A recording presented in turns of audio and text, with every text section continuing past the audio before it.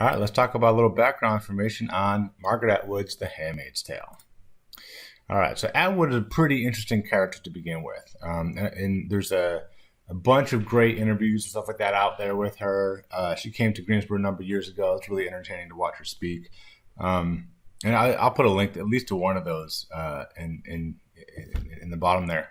But she's born in 1939 and grows up in northern Quebec and doesn't attend formal school, like brick and mortar school, until eighth grade. But she comes from a pretty educated family, and so she definitely picks up a lot, right?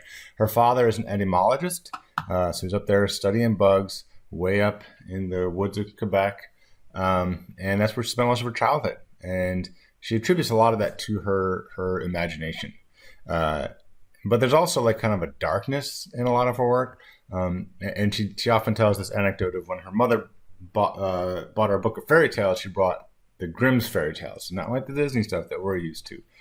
And there's lots of stories about them being way up and out there. And so she would make her own comics and stuff like that for her brothers. Her mom would go catch the fish for dinner that they were going to have, and they would just kind of cook on the wood stove and things like this. And so she says, like I said, that just gave her the opportunity to read, write, and use her imagination as she's growing up. She then goes to the University of Toronto and Harvard, teaches at all these various universities, including New York University. Quite an accomplished career, publishing dozens of books in nonfiction, fiction, poetry, novels, short stories, you name it. All right, and she considers herself a humanist. And so someone who places critical thinking and empiricism over doctrine and faith. And so her goal is not by any means to denigrate any doctrine or faith. But she's probably more akin to a Ben Franklin or something like that. In 1987, she was awarded the Humanist of the Year. And just one of her quotes that kind of shows you, I guess, where she's coming from is, people's true religion is what they worship, whether it's called the church or not. If you're dedicated, for instance, to the stock market to the exclusion of all else, you have a religion of the stock market, whether you recognize that's what you're doing or not.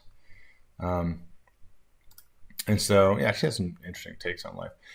She dislikes the term feminism, and so people always say, "Oh, Handmaid's Tale is feminist," or Atwood is feminist, and she doesn't like that term. She won't use it, and part of the reason is because it is so broad and it means so many different things to different people. And so you can't just say the theme is feminism. That's not a theme at all. It's a very broad subject. And so, what she's looking at really is the dangers of patriarchy, especially formal patriarchy, as we see through the laws in Gilead and the Handmaid's Tale. All right. And so she writes The Handmaid's Tale in the 1980s, and it's one of these kind of eerie things because it seems like it's still alive today. In fact, it's still being made and remade into Hulu series and other things. And the novel displays her and others' fears of the fundamentalist totalitarian regimes and the potential effects of giving up liberties for security. In fact, that was actually a very common bumper sticker theme or something like that in the 1980s. It's not those who would give up liberty for security deserve neither and stuff like that. She didn't say anything quite to that effect, but she's saying we need to be careful. How much are we really willing to give up here in the name of security? So she's satirizing social, religious, and political trends in the U.S. in the 1980s, where we saw a conservative revival in militant nationalism, right? So we always herald Reagan, but under Reagan's rule, even though it was financially good, there were some things that were kind of railed in or brought back. It was not the best time for LGBTQ communities, for women, and social services for women were disproportionately cut, right? So Reagan had a lot of cuts, but the stuff that had to do with women's social services, even more so. And we actually saw fewer women getting elected. And so she sees this stuff and says, you got to be careful. All right. So the 70s and 80s also saw a rise in terrorism, and terrorist groups and plane hijackings and kidnappings and things like this. The rise of religious extremism, stateside and abroad.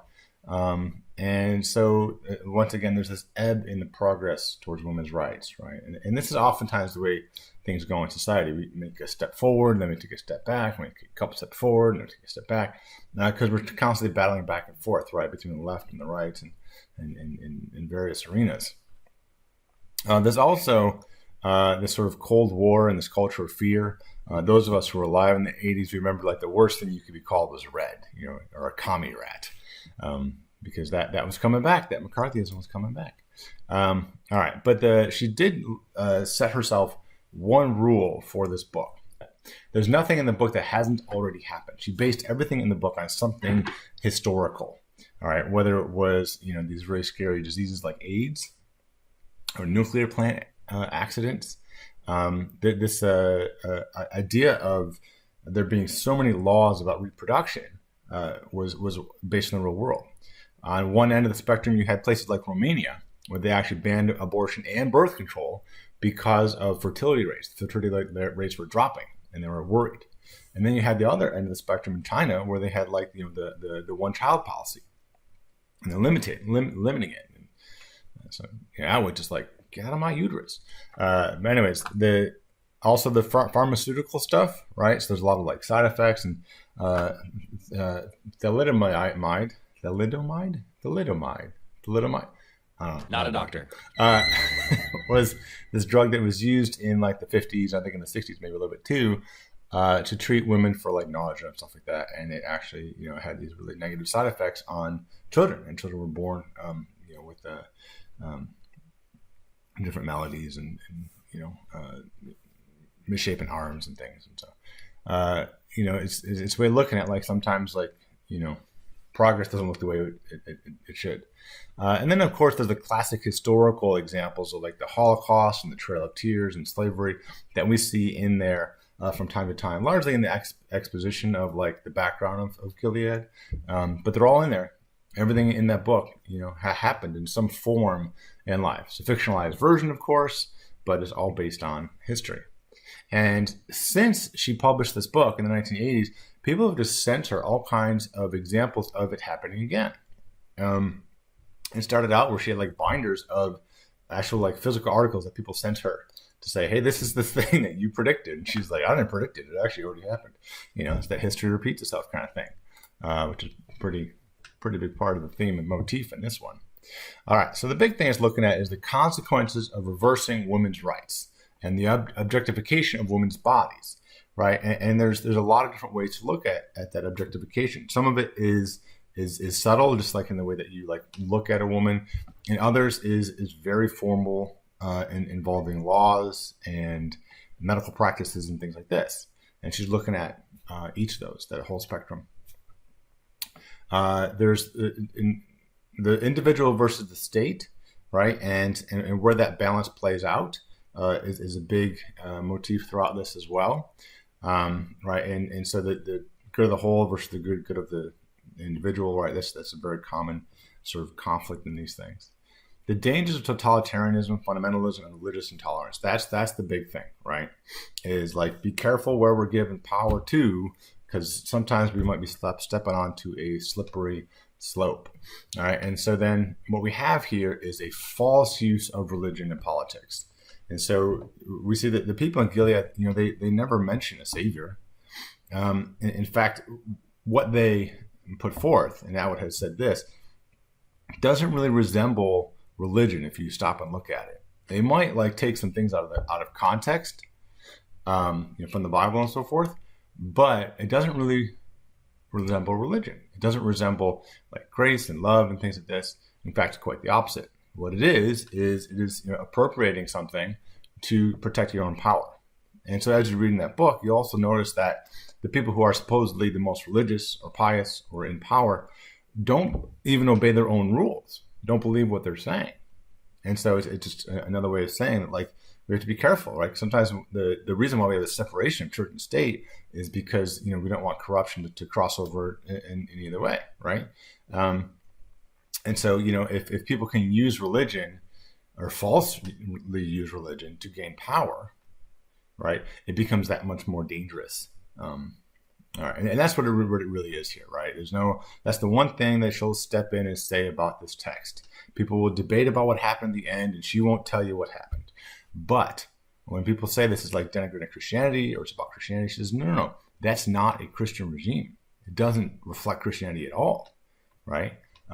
Maybe intolerance, maybe the falsities of religion and politics, but it's not really what it is. And so, and if you read the book, I think you'll be able to see that, right? There is no healing. There is no really grace or hope in it. All right. Anyways, Machiavelli, if you know that guy, power for power's sake. And so, why would people lie about religion and stuff? Well, for power, right? And it is kind of the most corrupting of things. That's a totalitarian idea, right? Mind control, all right? And so there's a lot of psychological manipulation and the power of language and who has power over that language. She puts a lot of puns in there, too, about that, who has the pen, and so forth. And, of course, the role of technology, right? And so some of the stuff will feel kind of quaint with her comp you this and comp you that. But it was, ATM cards were coming out in the 80s, and that was a big thing. And it was like, well, are we giving up control by, putting so much into our technology? And that has just kind of snowballed ever since. Fortunately, all they really try to do with us, monitoring us all the time, is sell us things. But dystopias always like to play on that little bit of fear there. All right. Anyway, so setting, 1980s, Cambridge, Massachusetts. And so we often think of dystopia and science fiction as like happening in the future. And she calls it speculative fiction. It's a little bit different. It's like, this is a route we could be on, right? And here, let me pause for a second and just talk about that. All right, let me show you my version of what a dystopian timeline looks like. All right, so here we are at the present, right? And this is really what we're critiquing in these novels. And this is the timeline. This is what we think we're on, the trajectory, if you will, or where we think our society is going, where we would like it to go. Maybe it's not perfect, right? That would be utopia if it was perfect. But yeah, hey, we're going plugging along, nice and level, nice and easy, not so bad, right?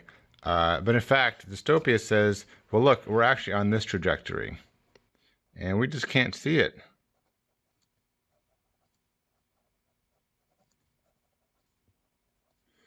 All right, so that's the dystopian one here, and so all the problems, all the things are starting here. They're all in our present, and the sooner that we address them, right, the smaller of a distance that we need to go to get back up to where we are.